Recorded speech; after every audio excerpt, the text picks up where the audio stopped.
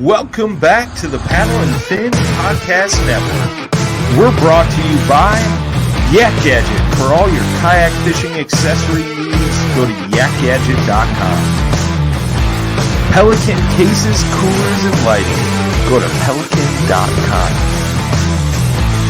The 153 Bait Company. For all your hard and soft bait needs, go to the 153anglers.com. Now let's get this show started. What is up, guys? I'm Brad. This is the final cast. Hi, Brad. What's up, man? I'm Josh. Nice to meet you, man. Dude, it's been a while. It's been like, three weeks? Something like that. Yeah. Like we didn't get to record last week. So you ready for Snowmageddon? Heck yeah, man. I'm laughing at everybody right now because we're probably going to run out of toilet paper and stuff again. So, Dude, I went to the grocery store. It was insane yesterday. So, yeah, this is coming out the day it's supposed to snow. So, if you're snowed in, you guys enjoy this episode. Yep. So, It's going to be a good one, too. I'm excited. Heck yeah. It's been a long time coming. We are going to talk to Drew Gregory about the current Crescent lineup. So we got him on the show. Welcome, man. What's up, fellas? Welcome to the final cast. First time on the final cast. Yeah, it's true. We've been actually talking about doing Crescent episodes since I want to say actually shortly after we sold the crap out of them through the shows over the winter. What was that? Yeah, 2019. And there was a lot of buzz about it. What did we take that year, Brian?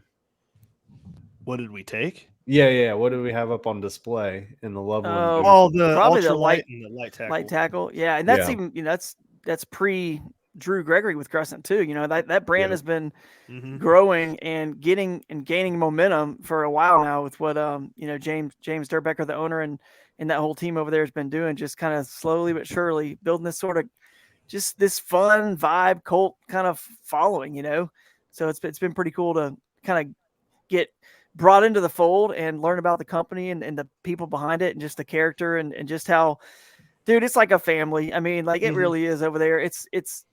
I mean, you go through times where, you're frustrated at each other, but then you're like, at the end of the day, like you love each other and you get back to work and you figure it out. And it's just like so cool to kind of see something like that, work out in a company. And it really is, truly family run. James owns it and takes care of the folks there in Carrollton, Georgia. And they put out a great product and happy to be a part of it. And obviously have a new one coming out that we may be talking about, not really so much this podcast, but hopefully in a future one after it's released. But I'm excited, man. Everybody's going to tune out now. They're like, oh, it's not the new kayak. Yeah. I don't want to hear it. I mean, don't get me wrong. You guys will probably, try to get me to spill a few beans on it. And maybe there's a few things I can say. So no, we've gotten denied so many times that we're actually used to it. So now we just try not to really bring it up. Well, if we get the heads up, but then sometimes we'll poke fun about it. But we've done that with Catch a few times. We'll be like, so what do you want to tell us? I'm like, man, I can't tell you yet, but yeah. I mean, we were hoping it would be out, by now. So delays with COVID and supply chain, everyone's dealing with it, in the kayak industry and a few other things, not worth getting into. But the good news is it will be out, fairly soon. So I can't wait for the world to see it and come back on the show again and talk about it in depth. Because trust me, there's so much going on in this kayak, and I don't mean like it's a busy kayak. See, here I am talking about it, giving you guys some more insight. It's not. There's a lot going on, but it's not busy, like complicated, like some sort of, that old game Mousetrap or something where it's busy like that, where you got stuff in your way. Because that's not my style. I want simplicity. That's what the Crescent brand is about. It's just paddle first. We're not a pedal kayak company, and have no plans to be probably ever. And so we're just about simplicity, paddling and simplicity. And that's what Drew Gregory's about, right? Just simplicity, rivers, simple, right? Just a few rods, tackle. So even though it's a boat that's definitely going to be for, some simple kind of style like that, it's got a lot of cool built-in and unique features. So it's busy, but it's not busy, if that makes sense. Anyway, but I'm excited about it. Yeah, we are too. So I'm excited to have you on, man. We were talking before the show started. I've been a big fan. You got me into the kayak fishing game. My first boat was the Jackson Coosa HD. And we were talking kind of like what triggered it for me. And my first trip out ever was on a Field and Stream sit inside, and I hated it. And I was like, I don't think I'm going to ever do that. But I kept kind of researching a little bit, and I came across your video where you were doing 180s in the Coosa HD, and I was like, that's what I need. Something that looks comfortable. You did a really good in-depth review about what the boat was about. And then I caught Steiger's video where he was actually, using his bike at the same time he was bringing his kayak and, chaining up his bike at his takeout, and he'd go back and get the truck. And I was like, that's what I want. Because at the time I was really into river fishing. I'd gotten into wading for smallmouth around here in the Dayton area.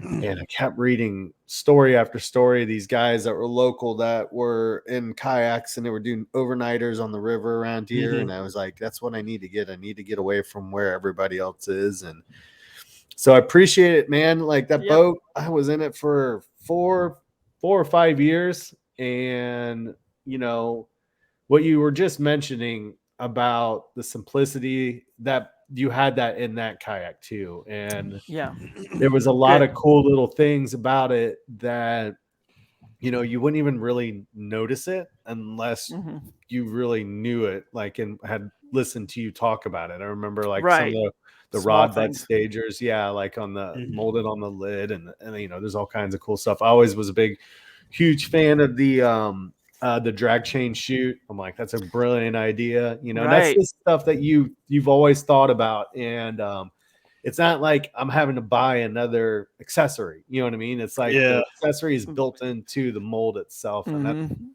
that's really, it helps a lot. It helps save money, but it had a really good functionality about it. And, I still love that kayak. I still think it's actually one of the best river fishing kayaks out. Yeah, that was a good one. It really was. And you're talking about the 180 video with the original Coosa, and it's just kind of crazy to think, like, a little history lesson. Because I mean, look how far along in the sport we are now. That was 2009 when we shot that video, I believe. No, 2010, where I did the 360.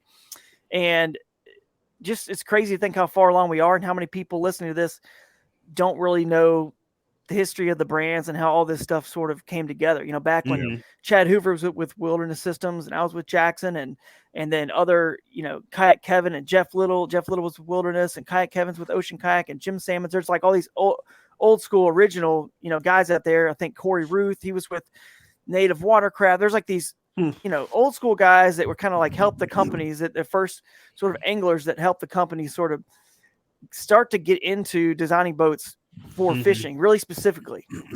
None of these kayak manufacturers were doing that. They didn't have any real clue how to do it. So they had to bring in some anglers. All they were doing was putting rod holders on recreational models that they already had, and calling it a fishing kayak, just to sort of, let's tap into this is fun and cute over here, this little kayak fishing thing. It might be cool for a couple of years. You might get a few extra sales if we put some rod holders on. That's kind of where they were thinking. They had no clue how big this was going to get. Nobody knew, like no one did.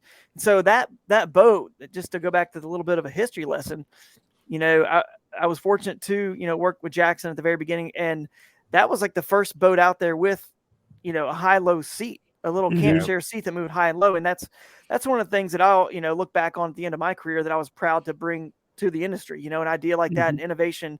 I mean, I just went to them and said, hey, fishermen like to be comfortable. Why can we not have a little camp chair seat on top of a sit-on-top kayak? I mean, they had no clue. They never even thought about it or anything like that before. They just were like, well, of course we can do that. Why wouldn't, of course we can do that. And I'm like, okay, then why don't we do it? And then it started going from there, drag chain shoots and everything else, like you're saying. And then, like we talked about, you'll see on the new kayak here as well, eventually, some other cool new things that are innovative like that. So I'm excited, and in the meantime, I guess we'll talk about the amazing Crescent lineup, because I promise you guys this: even when my new design comes out on the specialized fishing line of kayaks for Crescent, right? Mm-hmm. The whole lineup is so valuable to me as an angler and as a paddler with a family, right? Mm-hmm. The whole line is valuable. I mean, I'm still going to be fishing out of every single model pretty much, because that little ultralight's so critical for me. Throw and go boat. It's Yep. the lightest one, so that gives you a hint right there. My boat will not be lighter than the ultralight. It's a little bit bigger size than that, right? So it'll still be a good boat to throw and go, and for pre-fishing and tournaments for me, just hopping into places real quick. I love that little kayak. It's fast, it's nimble, it's a little kayak that not many kayaks that are that small have that speed, because they make them so wide to quote unquote be able to stand in, because that was a priority in fishing, right?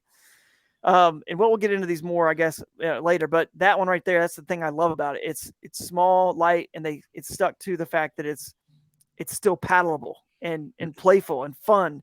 It's not sluggish. So anyway, then the CK1 is still going to have a spot in the lineup for me, and then the like the light tackle, for example, the solo skiff that we're actually going to be hopefully making those again. Those are kind of on hold on production, but I still have one of those. I love that. So all the models will have a place in the line, including the new one. And it just depends on, the water type and what my situation is as to which one I'm going to grab. And obviously everyone doesn't have, 3 or 4 kayak models like I do laying around, but you have a preference of, the waters that around you that you do fish. You're probably not, maybe not a tournament angler that goes nationwide like I do. So it's kind of nice to have a few to pick from. But I've always said one kayak cannot do everything, but Right. 2, I know, like, and kayaks aren't that expensive. Let's face it. 2, I feel like can do everything. Like 2 can pretty much do it all. Like, Yeah. So anyway, but I want to let you guys lead me in this conversation. Where do you want to begin with these Crescent boats, and or do you want to talk about the company a little bit first? Or Yeah, I would like to know some more about Crescent as a company, because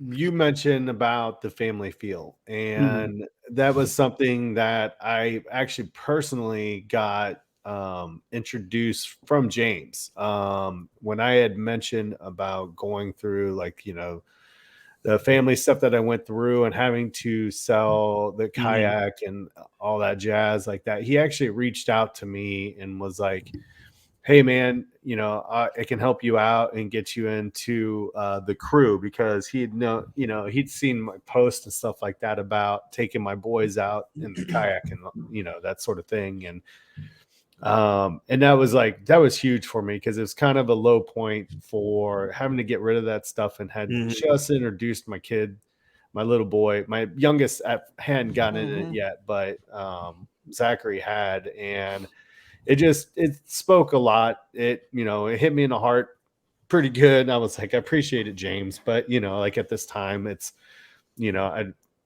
just, you guys take care of what you guys got to do. And, that sort of thing. And cause he's like, he thought that I lived near South, down there. And I was like, nah, I'm all the way up in Ohio. Where did you post that, by the way? I can't. Or did he just? That's like a year and a half ago. And but where was it? Just on Facebook, or? Yeah, it's just my own personal post. Your own personal post? And I'm friends with him on Facebook. Okay. So he had seen that, and he reached out, and I was like, man, that's just huge. You know what I mean? That is cool. Yeah, that the owner of a company is reaching out to somebody like that, means a lot.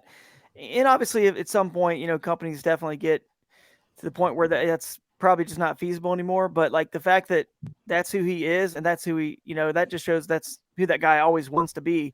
Even to the point, if it continues to grow and he can't do that for as many people or whatever, he's always going to have that heart and come up with something in the company. Say, well, I'm going to do this or do that. Maybe I don't know, just different ideas like that. So that's just kind of a good example of what I'm talking about. Why it is a family over there, and he's generous, he's fair, he's unique, he's innovative.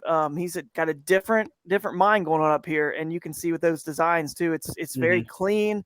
The colors are solid for a reason. Now we are having a camo now, but like he's got this vibe, and just he's a good dude, man. That's all there is to say about it. He is, and he cares a lot about his people and his brand and his company. I mean, he's so passionate about that brand and protecting it. I don't know. This is probably maybe a bad example, but could be a good one. You know, the NFL is so like always like got to protect the shield, got to protect the shield. Yeah. He is very like vigilant on like he's got a vision, and this like he knows what it is. That's what's cool about it. And so if anything deviates from it, like he's on it. He doesn't let it. He's not going to let it like go a direction he doesn't see it going, and he knows exactly what it is. So that's pretty cool. And you know, it's definitely just fun and different working for him. He, like I said, he works in a different. He's an artist. You know what I mean? Like I really consider what he does as an artist because he came from a rotomolding background, and rotomolding is kind of an art science mixed together. The design and the aesthetics of the whole thing, it's artistic, but yet he's still running, you know, and managing the business side and the manufacturing side and all that production as well. But you can see with the visuals on the website, there is a clear, unique style with the Crescent, you know, brand, the feel and the theme.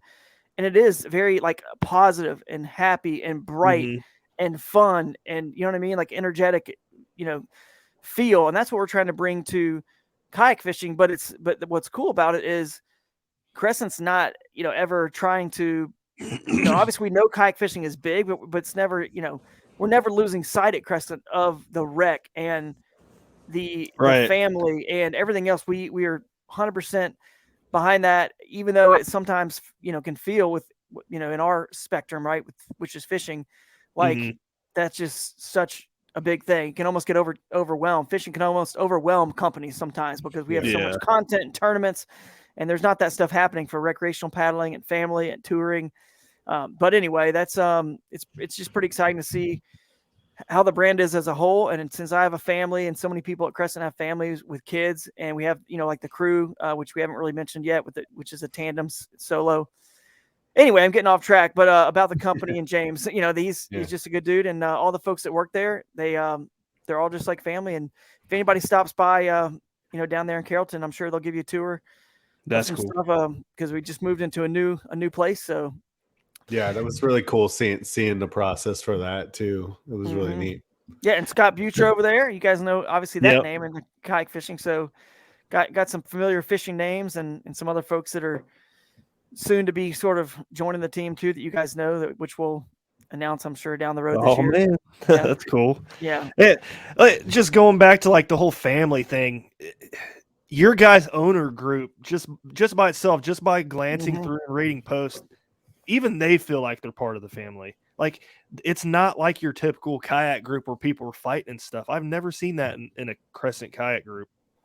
Yeah, it's true. I mean, you're right. It's and again, it goes back to just how, you know, our marketing director, you know, Justin Forrest, he's kind of, you know, one of James's right-hand guys, and they just know what they're doing with what they want the brand to be and to continue to always make sure we stay in control of that. So that owners group, we have control of that group, obviously, since they created it, and they're not going to let the vibe, you know, shift to negativity. Yeah. It's kind of like when I started with James and I got to know him, you know, like myself and probably you guys, like I'm not into drama, you know what I mean? I'm not into drama and all this stuff that happens with the companies and pro staffs and blah, blah, blah. We're, you know, it's just a different feel there. So the main thing was like, hey, we're not going to ever get into that. We're just going to stay like neutral and stay positive. Yeah. And that's kind of how they moderate that group. Just positive, helpful. And we always will try our best. You know, we're not perfect.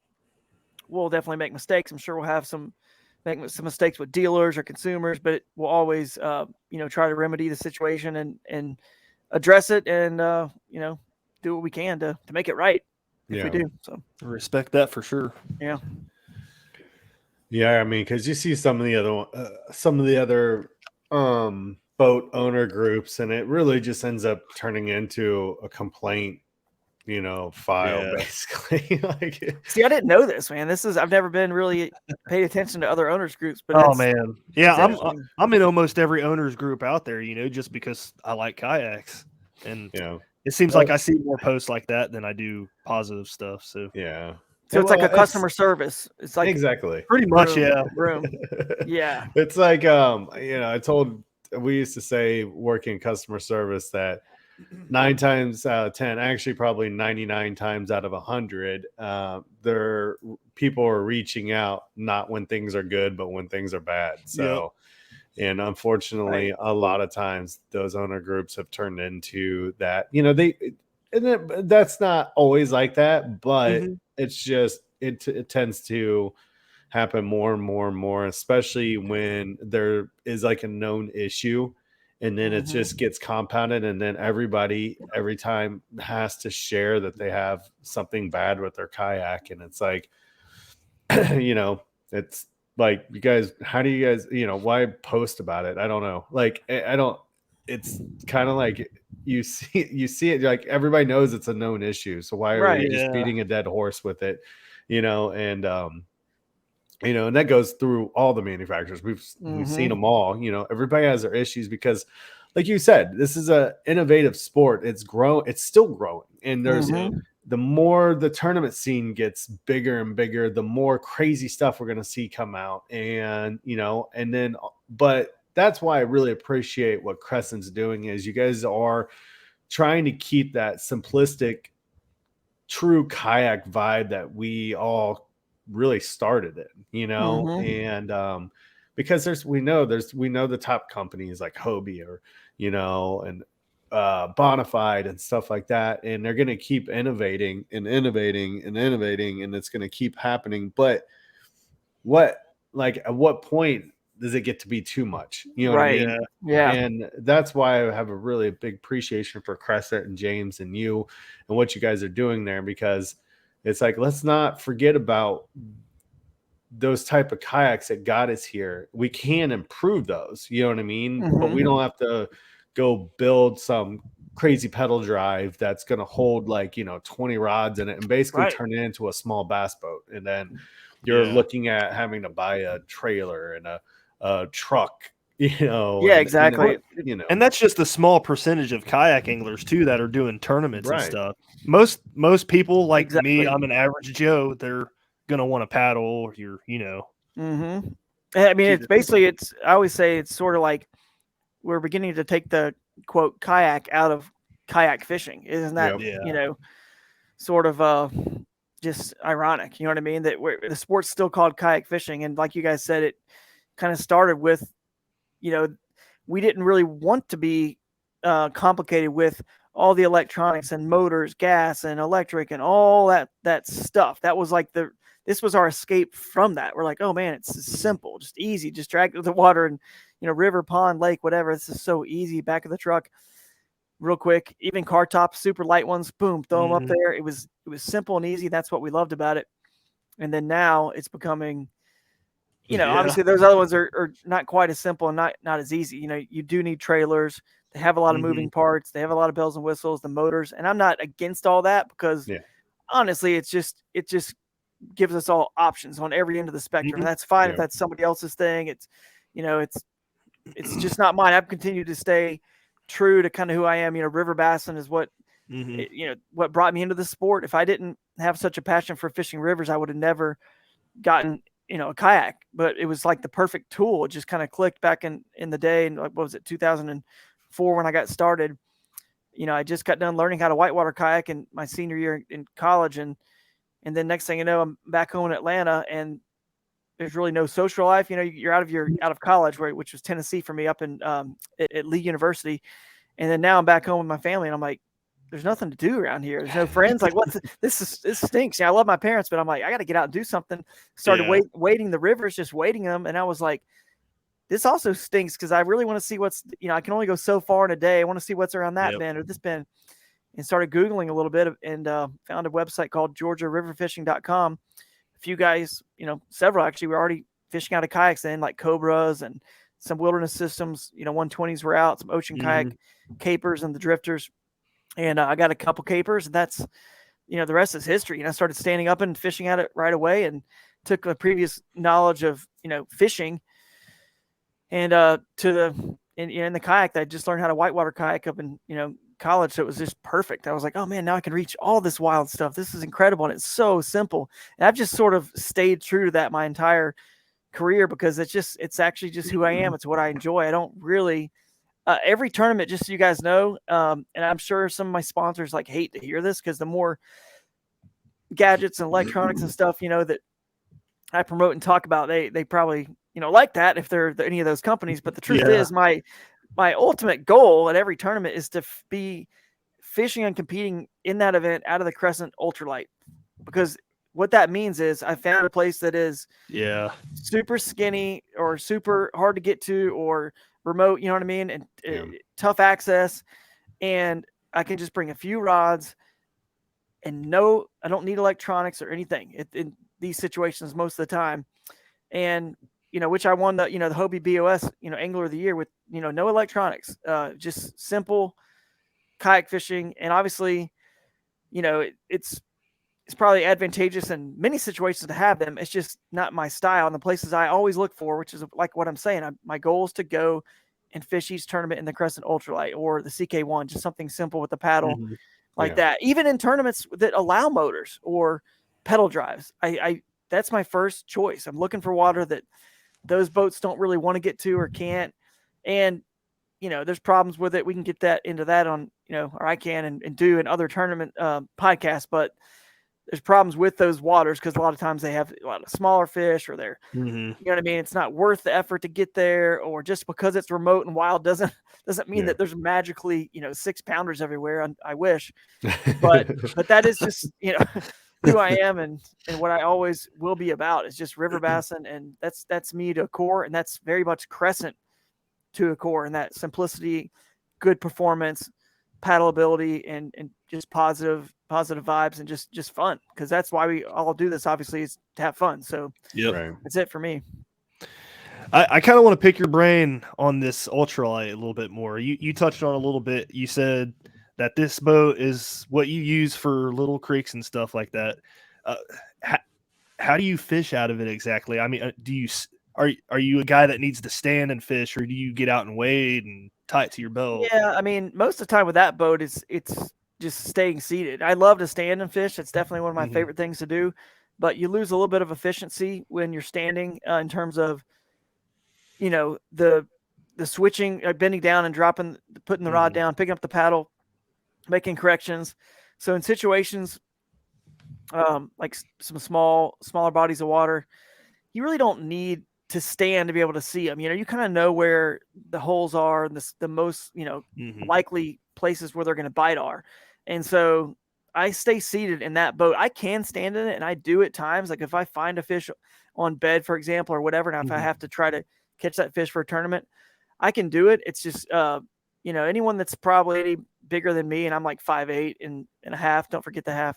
But I definitely can do it. But most people, bigger than me, probably cannot. I would say it's tough to stand in it if you're. Yeah, I'm like 170, 165, 170 pounds. Yeah, I tried to do it. in Yeah, me too. I couldn't do it. I was like, nope.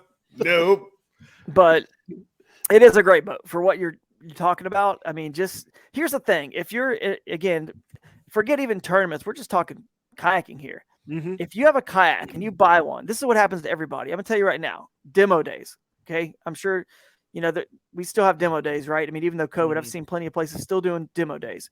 So if you're going to Loveland Canoe and Kayak or whatever, and you go to their demo, and you're a new kayak customer, here's what happens.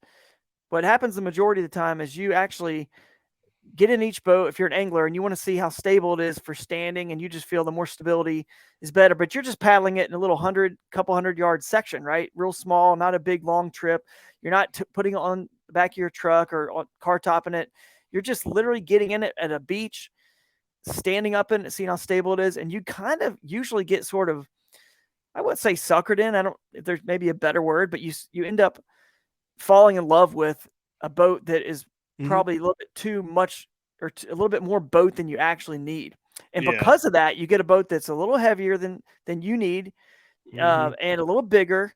And then when you get it home, you end up actually not being as excited to go out in it because it's like, oh, I got to lug this thing over here. Now I need a trailer. I got to get a trailer and I got to it's just not, it's amazing what 20 or 30 pounds can do in your mindset with, I'm going to go or I'm not going to go. You know, how simple is it and how quick and easy is it? It's incredible, the difference. And the ultralight is the other end of the spectrum. It's like, it's so easy for me just to say, you know what, I got an hour. I'm going to go pop this kayak real quick in the back of my truck, strap it down with just like one strap, and then roll to the local, you know, place to go fishing. But if you have that big, complicated, complex boat, you just don't do it.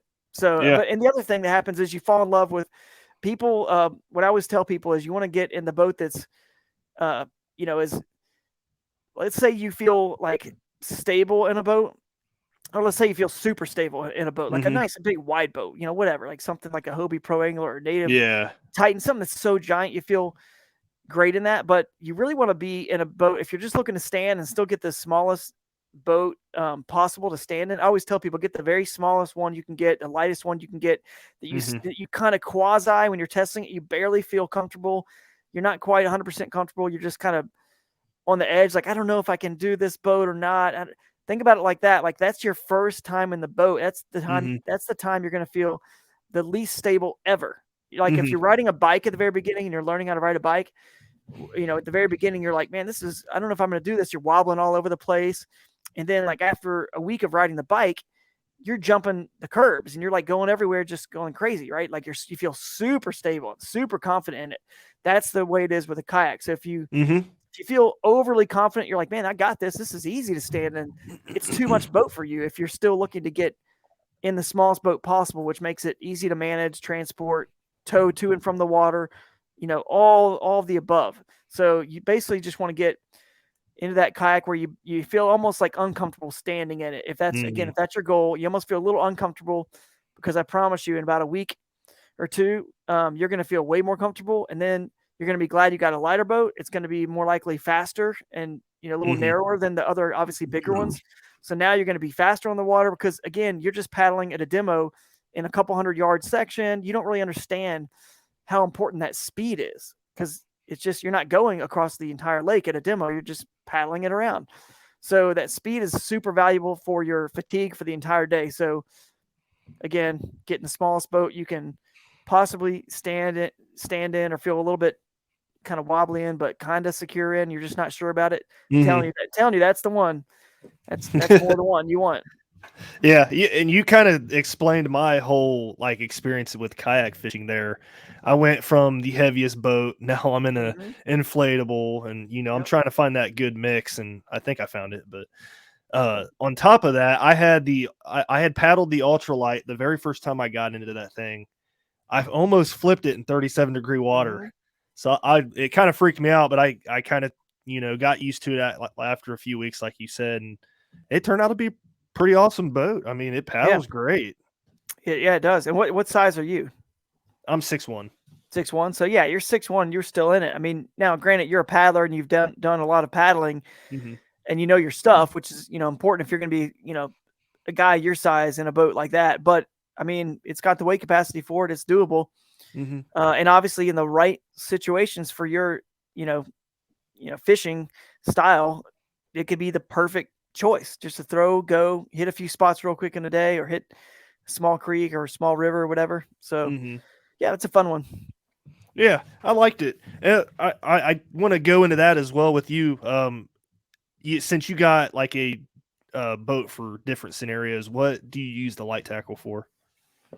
The light tackle is, for me, it's still actually right now the light tackle. I've got a Motor Guide, you know, XI5 quick release bracket on the front. So I do like to use that with the motor for some of the tournaments like the KBFs or the BASS tournaments that allow motors. And it's pretty quick, but I also have a solo skiff that I use for motor. But it's incredible. Like, people just underestimate that, you know, they're not, I mean, solo skiff is probably like 40 inches wide, but there are situations where I'm like, I can't really take the solo skiff, but and you would think, how's that possible? The boat's, you know, it's still just a teeny little boat, but the light tackle actually fits and works better, or maybe it's just easier to access that spot with the light tackle because you don't need a trailer like you do with the solo skiff, you know? So, but anyway, as far as the paddling aspect of the light tackle, that's the original. That's like the OG that everyone fell in love with. It's got a lot of cool little, just small, subtle, simple, slick fishing features, but not, you know, over the top anything. That's kind of, I think, where James hit the right niche, or what, with Crescent, just having, making it where you can build it out with the gear tracks and not overwhelming somebody and causing the price for a U.S. made product to, be way, way high for a paddle kayak. Keeping it simple, keeping the price down low, and the performance on that boat is what everyone loves. I mean, everyone talks about, how smooth it paddles, how easy it paddles, how quick. It's very nimble. It's, 12 foot long. Can't remember the width. It's in that 12 and a half foot range. I think it's like 12 and a half. But it's super just fun paddling boats. The first one that I ever got into with Crescent. Actually, that's not true. I had the paddleboard as well, the Sup Plus, but it was the Sup Plus and the light tackle. And it was just playful at that size. It can, do rivers well, can do lakes well. It's kind of a good all around boat, and it's just effortless paddling, and, ease of turning. It's just got that sort of happy medium, So if I'm somebody that's got a little bit, maybe needs a little bit more weight capacity, whether you're carrying a lot of gear or you're just a little bit, heavier than I am, it's a great model because it's just such an easy paddling boat. And it's still, because all that simplicity is in there, it's lightweight still. So you can, you want to take it out. You're excited about it. You're not just like, oh my goodness, this 12-foot, most 12-foot boats for manufacturers these days are in the, I don't know, they're probably like 90 pound range. Wouldn't you say around 90? Yeah. This boat's, nowhere near that. So that's like 71 pounds or something like that. That's something like that. That's the light tackle, for sure. It's the original, and it hit, that midpoint. I think that sweet spot for most people. And then to kind of play off that, the CK1, which is the next version down. So we've talked about the ultralight. That's a 10-footer. And then you just mentioned the light tackle's 12, and the CK1 Venture is this 11-foot range, right? So if you can see a pattern here now, like Crescent's filling out a line of a 10, 11, and 12. And then eventually we can talk about the crew, the solo or tandem, which is like 13. So 10, 11, 12, 13, right? And it's filling out a line real nicely for, whatever your need is, whatever water type you have, we've got an option for you. And that's the goal of any kayak manufacturer. It's no secret. You want to have a boat for everybody out there, right? Yeah. And then, of course, the paddleboard can handle those situations. But anyway, the CK1 is, think about it, very much in between that ultralight and the light tackle. So it's a little bit, a little bit slower paddling than the light tackle. So because light tackle is a little bit longer and maybe a tad narrower as well. So it's a little bit quicker. But the flip side of that is this CK1 is a little bit more, a little bit more playful, a little bit more nimble. So, which, and both of them, by the way, the light tackle and the CK1, you can stand in pretty easy. But that's the difference to me when you, the CK1, the standability between the CK1 and the ultralight. Ultralight, I wouldn't really say is, really for standing at all, even though we talk about I can do it, but the CK1 is only a foot longer, hardly, that much heavier. I mean, it's probably, I don't know, it's, I want to say 63-ish pounds, something like that. And the ultralight is 49. We should probably have the specs pulled up here, but that's about right. You guys can look it up. So the point is, we're just talking the difference of 14 pounds. Yeah, and that makes a huge difference. Yeah. And then now you got that extra stability to stand in, but it's only 14 pounds, heavier. So it's pretty cool. In that boat, and it's got different features on it as well. In the interior, a front tank well, there's no internal access at all to that boat. It's completely sealed, so it's very safe on rivers. And again, it's just got that ease of transport because it's lighter weight and great maneuverability and just lots of cool little subtle features, but not too feature rich where the price point just goes way up and skyrockets. So that's what I think most people love about that kayak. I think a lot of people that got the light tackle, it probably, if they got it and they're in that size range, it's a little smaller, maybe someone like my size or a little bit, up to like your size or whatever. If they have experience paddling, at some point they might say, man, I could probably do just as fine in this CK1, unless they really need speed, because that light tackle does have more speed. And they'll drop down and pick up a CK1 instead because it's like, hey, it's easier to transport. It's lighter weight. It's a little bit more playful, especially if they are actually a river angler. That would be the one to kind of go with. So, So you pulling up some specs here. So let's see if I was, 60 pounds. So I'm even off a little bit on the weight. It's a little lighter. So it's only like 11 pounds heavier. So to get the ability to stand, it's not going to be as quick as, it's crazy because we're talking about the light tackle being a little quicker than the CK1, right? Because it's a little bit longer. I think it's a little bit narrower, maybe at least that just the same width, but that extra length will make it a little faster. But then we're also talking about the ultralight being the smaller version being faster. So that's rare. That's what I'm talking about. Why the ultralight is a rarity. I feel like the ultralight is quicker in speed than this CK1. And that's where we feel that, I feel where people or companies, again, they've basically taken what the anglers have all said we want. We want to stand. We want to stand and fish. You want to stand. You want to make a 10-foot boat be able to stand. You've got to make it this oval shape, wide, super wide. And at that point, it doesn't paddle that great. You got what you wanted in the standability, but you lost, speed and maneuverability. And to me, that easy, it's not just speed, top end speed. I'm talking every paddle stroke you make out there in a day, guys.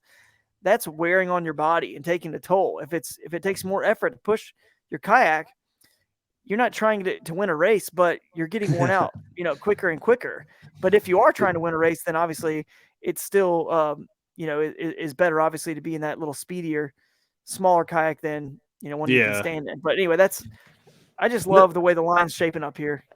No, I think that's what Crescent does really well. Even though the CK1 is 34 inches wide, that's like your typical kayak, fishing kayak nowadays. It still paddles really well.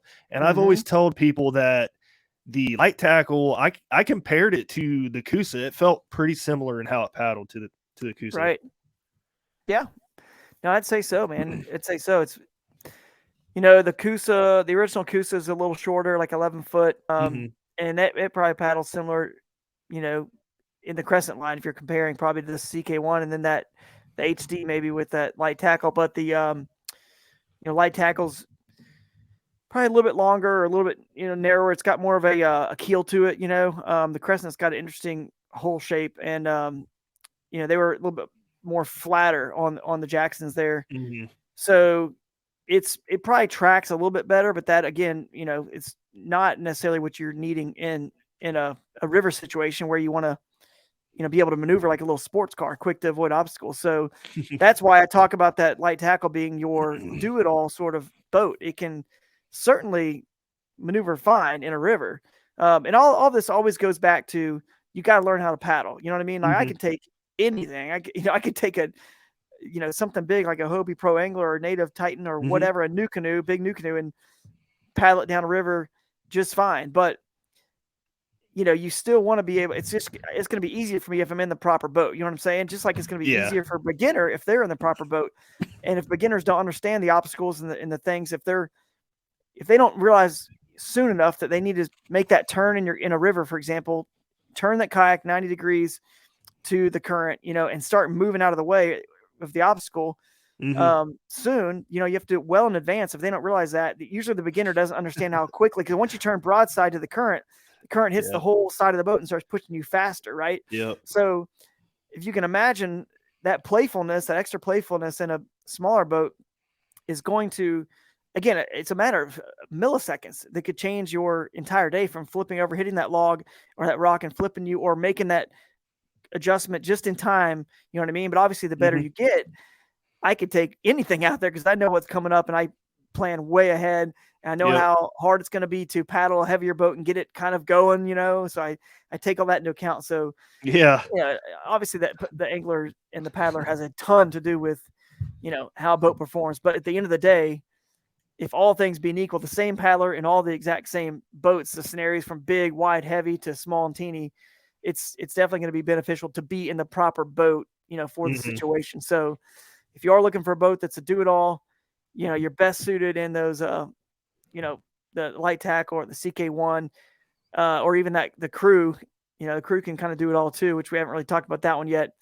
But then the smaller stuff, if you have storage issues, maybe you have a dorm room or an apartment, that ultralight is hard to beat. If you can't really carry something that's super heavy, again, ultralight's great. Your small river, creek fisherman, ultralight's great. Small ponds, So it all goes back to the water type, really, and they're just tools for, just like our lures are tools. They're just tools for different water types. That's it. So, no, I completely agree with that for sure.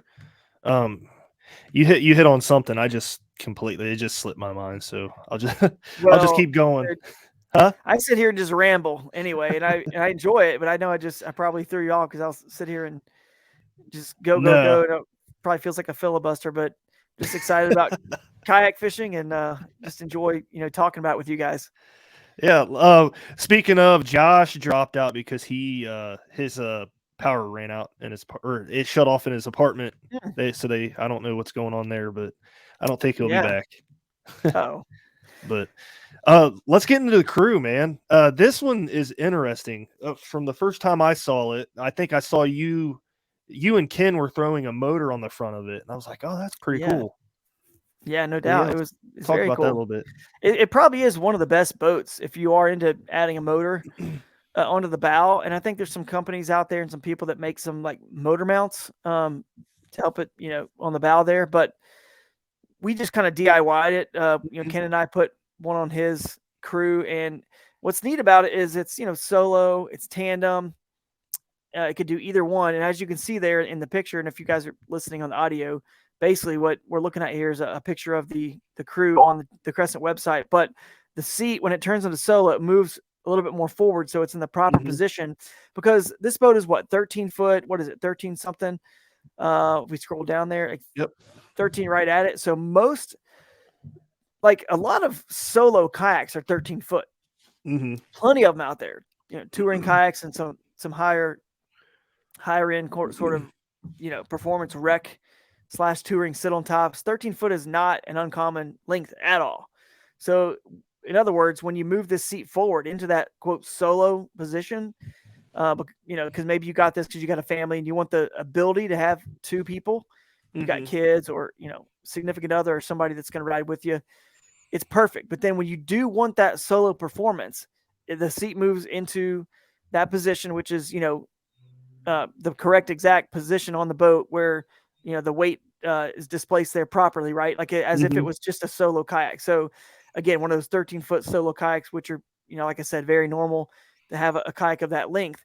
It paddles surprisingly very quick, and it's just a joy to be in, man. It's a lot of fun. It's super stable because you got that extra length, so you got more that the actual width of the boat out for a longer period of time, right? So before it narrows up, so you got a lot of good stability. And because it's got more volume, this boat, what's that? The weight capacity on that 400 something pounds or no, well, 600 something. Jeez, I was thinking it was like 475 or 500, but 600. That's again why we suggest this boat for if you're going to put a motor on it. You got the motor, you got the battery. The extra weight can handle that. The capacity can handle that extra weight is what I'm saying. So it's 35 inches wide. Only 79 pounds still. So it's still that's really light for 13 foot. Yeah, it's unreal. You can see that's our goal. We want to keep it the kayak in the sport, kayak and kayak fishing. If we're looking at this as fishing boats, but yeah, it's a great boat. I know Ken really loves his. He fishes out of it for tournaments. He uses the tandem feature with his wife, Ashley, a good bit. So it's a fun boat, man. So you guys check it out.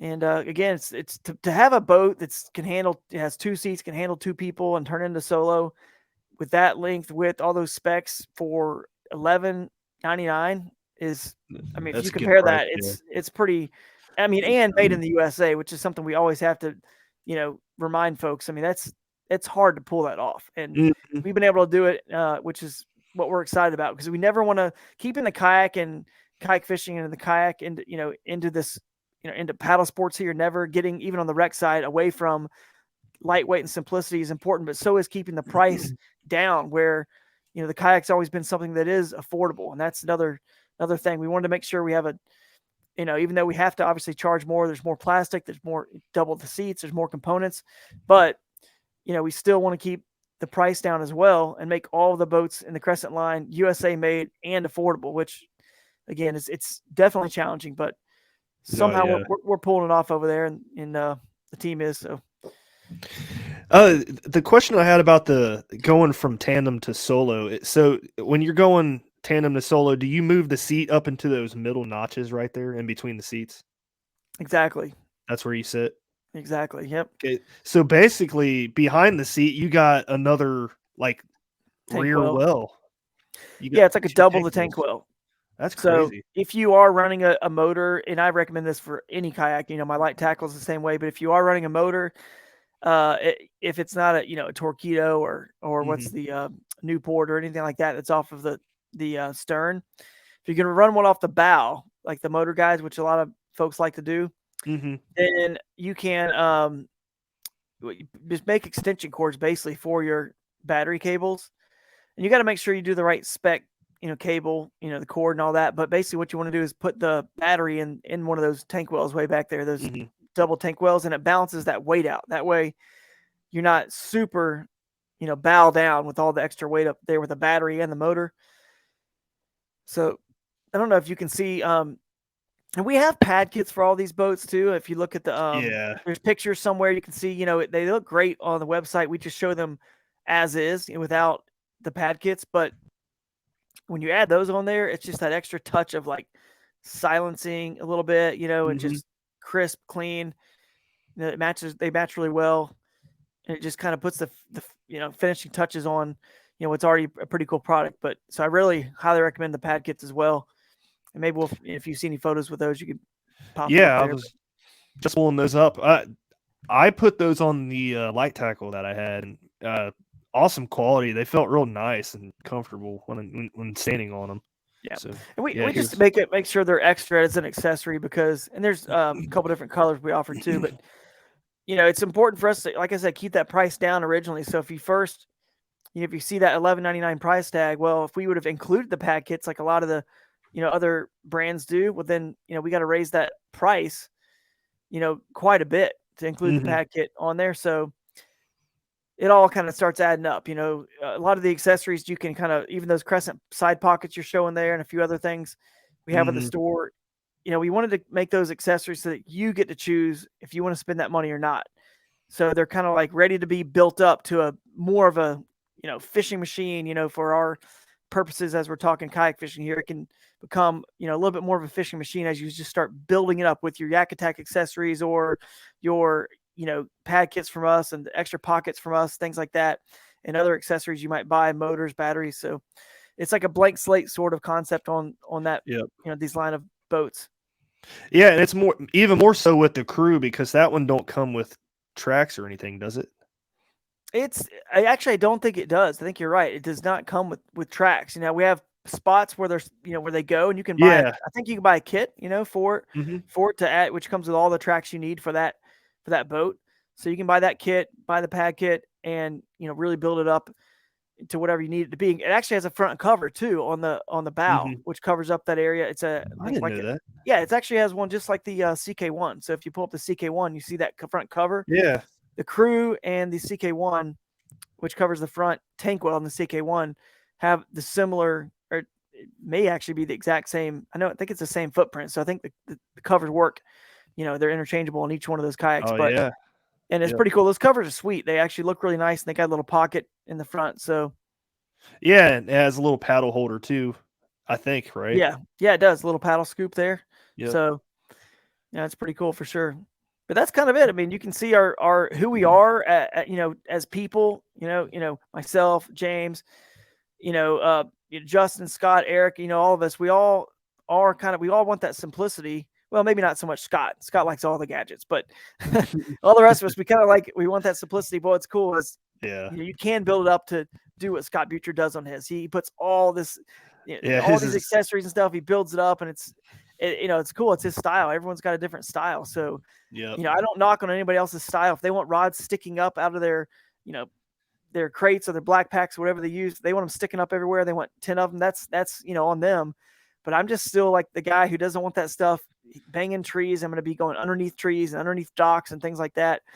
I want it, real simple. So, and you can see there's the line. Like I said, there's that SUP Plus that I mentioned, which is a great paddleboard. I will say about that, the SUP Plus is truly, a lower capacity.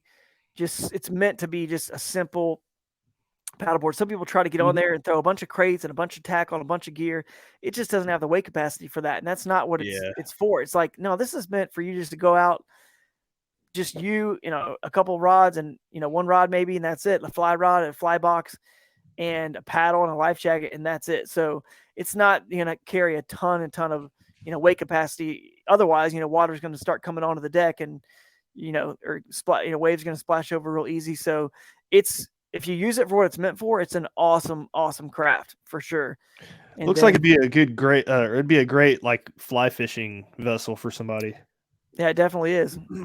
It's pretty cool. And then we have a couple sort of simple, low retail / rental, you know, livery kayaks as well. So recce kayaks, but it's getting there, and then soon to be one more to that fleet, and we're excited, man. Heck yeah. Well, we're winding down, man. So I appreciate you coming on the show to talk about Crescent. It's been a long time coming, like we mentioned at the beginning of the episode. So, yeah, thanks for joining us. No problem, man. Sorry I'm all over the place, but I think if someone listened to the whole thing, I think they probably got it all. No, I mean, it was perfect. Hey, you hit what you used each one for, and that's exactly what I wanted to do with this episode. So that's perfect. That's true. Okay, I just felt like I was bouncing around, always talking about this one again, that one, whatever. And I think it actually probably worked out well because I'm giving you guys enough comparisons and differentiators. Because again, I feel like as I'm getting deeper and deeper into my competitive side of this sport with tournaments, it's mattered to me. It matters so much. Like every little thing matters. Like there are times where it does matter that the ultralight is 11 pounds lighter. It makes a difference than that CK1 in order to be able to do something that I'm able to do. And if, you know, and then vice versa, you know, the light tackle and all the differences, the small differences we talk about, to me, those are all the differences that you guys listening have. You know, you're obviously just predominantly fishing one type of water or the other, but it's a difference that's going to matter so much to you every single day if you make the right choice. I'm just making the right choice per, you know, event or tournament per day. But it matters so much in your everyday paddling. You just got to if you get that right, you know, I mean, obviously they'll all work and they're going to be okay in any situation. But if you kind of followed what I was saying, you kind of understood where each one's strong suit is. If you really make that right choice, you are going to be, you know, a little happier and a little bit more excited every time to grab that boat and get out there and go paddling in it and fishing in it. Yep. Completely agree with that, because there was times where I had a 120-pound boat and I was dragging it up and down. Like, I don't know if you've been in Dayton or not, but the Great Miami, they have these big levees, and I was dragging them up and down that by myself, and it wasn't any fun. No. So you probably just stopped wanting to go do it if you own that kayak. So eventually you had to just get a different kayak. And that's kind of what I'm saying. I'm trying to help people here, hopefully make a good decision where they don't have to buy, you know, or multiple kayaks and they can get it right the first time, or they buy the wrong kayak and they just feel like the sport's not for them. You know, like Josh was saying, he was in that cheapo Field and Stream, flipped over, and how many people are getting into it with something that's a little cheaper made, not as good. They don't have a good experience. They didn't get some intel like this podcast provides. And then next thing you know, they're flipping over, they're not having fun, and they just say, I don't think this kayak fishing is for me. When really, if they would have just had the right boat, it probably would have been. They just, you know, could have got them into that spot safer, and maybe they didn't flip, or they catch a few fish and they just get hooked. So it matters. Yep. Completely agree with that. And it's a good ending to the show for sure. So for sure. Again, thanks for coming on the show. It was fun. So all right. I appreciate it, guys. All right. # live in the current. That's our slogan at Crescent. And that just reminds us always to live in the present. And also don't forget to live in the river current or lake current or ocean current, whatever you choose. Heck yeah. I love it. Can't wait to have you on for the next show to talk about your boat too. So in the meantime, guys, catch up on some podcasts if you haven't, and we'll see you next week. Have a good one. See ya.